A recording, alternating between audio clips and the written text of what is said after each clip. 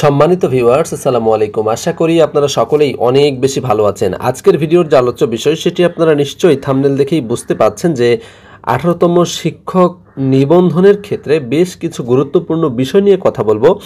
তার আগে ছোট্ট একটি রিকোয়েস্ট, সেটি হচ্ছে আপনি যদি এই ভিডিওতে আমার চ্যানেলে প্রথম হয়ে থাকেন অবশ্যই আমার চ্যানেলটি সাবস্ক্রাইব করে পাশে থাকা বেল আইকনটি বাজিয়ে দেবেন, যাতে করে এরকম সুন্দর সুন্দর ভিডিওগুলো প্রথমেই পৌঁছে যায় আপনার কাছে। দেখুন, আজকে আমরা যে বিষয়গুলো নিয়ে আলোচনা করব সেগুলো হলো যে লিখিত পরীক্ষায় আসলে পাস করতে কত নম্বর লাগবে। এটি আসলে অনেকেই প্রশ্ন করছেন যে কত নম্বর পেলে আসলে লিখিত পরীক্ষায় পাস করার জন্য যথেষ্ট 18তম শিক্ষক নিবন্ধনের ক্ষেত্রে, এবং দ্বিতীয়ত যে বিষয়টি রয়েছে যে কাট নম্বর আসলে কেন কম হয়, অর্থাৎ কম নম্বরেই কেন পাস করানো হয়, এবং তৃতীয়ত যে বিষয়টি সেটি হচ্ছে যে ষষ্ঠ গণবিজ্ঞপ্তিতে আসলে কতগুলো নিয়োগ হবে। এছাড়াও আমরা আলোচনা করব যে বিশেষ গণবিজ্ঞপ্তি প্রকাশ হচ্ছে কিনা বা ফলাফল আসলে কখন দেওয়া হতে পারে।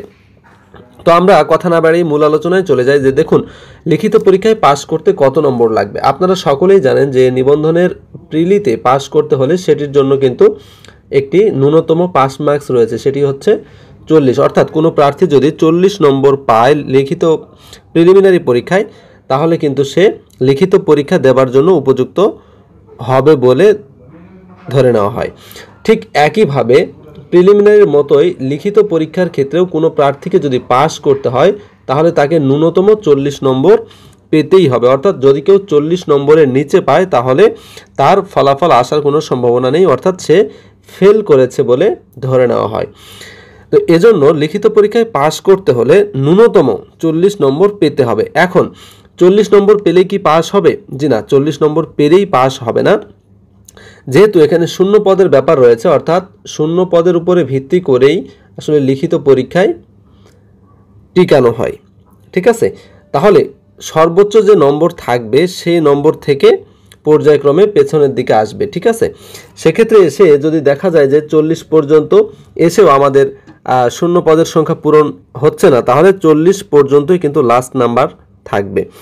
আর যদি অনেক উপরের মার্কস এসেই যদি শূন্য পদ পূরণের সম্ভাবনা থাকে তাহলে সেই মার্কসকেই কাট মার্কস হিসেবে ধরে নেওয়া হয়। আচ্ছা, তাহলে 18তম শিক্ষক নিবন্ধনের ক্ষেত্রে যদি বলা যায় যে লিখিত পরীক্ষায় পাস করতে হলে কত নম্বর লাগবে, দেখুন এইখানে আসলে বিষয় ভেদে কিন্তু এই পাস নম্বরটি ভ্যারি করে। সেক্ষেত্রে এইবারে যেহেতু আপনারা দেখেছেন যে ভৌত বিজ্ঞানের যে পদ রয়েছে, ভৌত বিজ্ঞানে প্রায় 12,000 পদ শূন্য রয়েছে।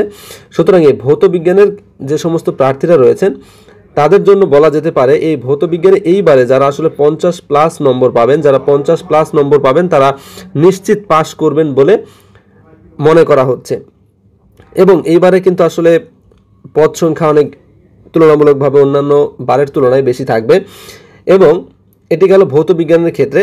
আর চারুকলার যে সমস্ত প্রার্থীরা রয়েছেন তাদের ক্ষেত্রে আসলে 40 পেলেও অনেকে পাস করতে পারেন। আর অন্যান্য যে বিষয়গুলো রয়েছে সেগুলোর ক্ষেত্রে যদি বলি, যেমন সমাজবিজ্ঞানের ক্ষেত্রে আপনারা জানেন যে এইখানে একসাথে এইবারেই সর্বপ্রথম আসলে 7টি বিষয়ের একসাথে পরীক্ষা হয়েছে। তো সমাজবিজ্ঞানের যে সমস্ত প্রার্থীরা রয়েছেন তাদের জন্য বলছি যে তাদেরকে 60+ মার্কস পেতে হবে লিখিত পরীক্ষায় পাস করানোর জন্য। আচ্ছা, তো এরকমভাবে আসলে বিষয় ভেদে নাম্বারগুলো কম বেশি হতে পারে। তবে অ্যাভারেজ যে বিষয়টি বলা যায় যে গড়ে আমরা বলতে পারি যে গড়ে যে সমস্ত প্রার্থীরা আসলে 55+ মার্কস পাবেন তারাই কিন্তু অনেকটা আশা করতে পারেন। এটি হচ্ছে কি স্কুলের ক্ষেত্রে, ঠিক আছে, এটি হচ্ছে স্কুল পর্যায়ের ক্ষেত্রে। আচ্ছা, আর কলেজ পর্যায়ের ক্ষেত্রে যদি আমরা বলি, কলেজ পর্যায়ের ক্ষেত্রে গড়ে যদি আমরা বলে থাকি তাহলে 65+ নম্বর যারা পাবেন কলেজ পর্যায়ে, ঠিক আছে, তারা কিন্তু অনেকটাই আশা করতে পারেন, সেটি যে কোনো বিষয়েরই হোক না কেন। ঠিক আছে, কারণ হচ্ছে যে কলেজ পর্যায়ে আসলে পদ সংখ্যা তুলনামূলকভাবে অনেকটাই কম থাকে, তো এই জন্য মার্কস আসলে বেশি লাগবে। তবে 65+ নম্বর যারা পাবেন বিভিন্ন বিষয়ে তারা কিন্তু অনেকটা আশা করতে পারেন।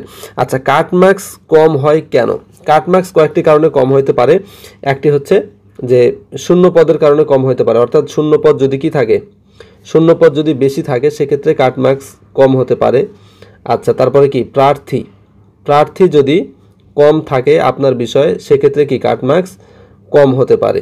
ঠিক আছে, আচ্ছা, এই দুইটি বিষয় হচ্ছে অত্যন্ত গুরুত্বপূর্ণ, যে এই দুইটির কারণেই কিন্তু কাট মার্কস কম হয়। এখন 18তম শিক্ষক নিবন্ধনের ক্ষেত্রে কাট মার্কস কম হবে কিনা, হ্যাঁ 18তমর ক্ষেত্রে যদি স্পেসিফিক বলা যায় যে 18তমর ক্ষেত্রে কাট মার্কস কম হবে কিনা, তাহলে আপনারা নিশ্চিত থাকেন যে কাট মার্কস অন্যান্যগুলোর তুলনায় কম হবে। ঠিক আছে, আচ্ছা ইতোমধ্যে আপনারা জানেন যে গত কিছুদিন আগেও 1 থেকে শুরু করে 17তম প্রার্থী যারা রয়েছেন তারা কিন্তু একটি আন্দোলন করে আসছিলেন যে একটি বিশেষ গণবিজ্ঞপ্তির মাধ্যমে তাদের মধ্য থেকে যাদের চাকরি হয়নি তাদেরকে চাকরিতে নিয়োগ যোগদানের জন্য একটি বিশেষ গণবিজ্ঞপ্তির কথা বলা হচ্ছিল।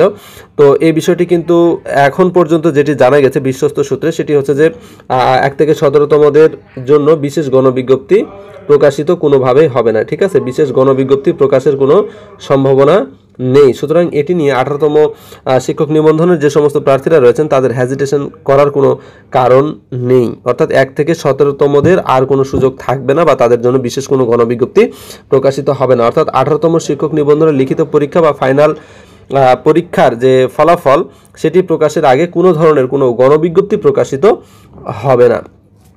আচ্ছা, ষষ্ঠ গণবিজ্ঞপ্তিতে কত নিয়োগ হবে? আপনারা দেখেছেন যে পঞ্চম যে গণবিজ্ঞপ্তিটি ছিল সেইখান থেকে কিন্তু 23,000 মতো সুপারিশ করা হয়েছিল। তো সেইখান থেকে প্রায় 20,000 প্লাস প্রার্থী কিন্তু নেওয়া হয়েছে। তো ষষ্ঠ গণবিজ্ঞপ্তির ক্ষেত্রে আমরা নিশ্চিতভাবেই বলতে পারি যে ষষ্ঠ গণবিজ্ঞপ্তির ক্ষেত্রে অবশ্যই সেই সংখ্যাটি অনেক বেশি থাকবে। অর্থাৎ এটি অ্যাভারেজে 40,000 প্লাস থাকবে। ঠিক আছে, 40,000 অথবা 50,000 প্রার্থী কিন্তু এখান থেকে নেওয়া হবে। কারণ আপনারা জানেন যে সারা দেশে কিন্তু শিক্ষক সংকট রয়েছে এবং এটি বর্তমান যে শিক্ষা উপদেষ্টা তিনি কিন্তু নিজেও স্বীকার করেছেন যে শিক্ষক সংকট থাকার কারণে বিশেষ যে গণবিজ্ঞপ্তি সেই বিশেষ গণবিজ্ঞপ্তির কথাও কিন্তু তিনি ভাবছিলেন। তো যেহেতু বিশেষ গণবিজ্ঞপ্তি প্রকাশিত হচ্ছে না, সুতরাং 18তম শিক্ষক নিবন্ধন প্রত্যাশীদের জন্য অনেক বড় একটি সুসংবাদ। এইখান থেকেই কিন্তু আসলে অনেক বেশি প্রার্থী নেওয়া হবে, যার কারণেই কিন্তু এই যে কাট মার্কসের বিষয়টি বলছিলাম, এই কাট মার্কসটি কিন্তু অনেকটাই কমে যাবে। সুতরাং যারা লিখিত পরীক্ষায় মোটামুটি 50 প্লাস নম্বর স্কুল পর্যায়ের ক্ষেত্রে পাবেন বা 55 প্লাস নম্বর পাবেন তারা কিন্তু অনেকটা আশা করতে পারেন এবং ষষ্ঠ গণবিজ্ঞপ্তিতে তাদের চাকরিটি ইনশাল্লাহ হয়ে যাবে। আপনারা আল্লাহর উপরে ভরসা রাখেন। আর আরও একটি বিষয় যে ফলাফল কখন হবে এই বিষয়টি যদি বলা যায় যে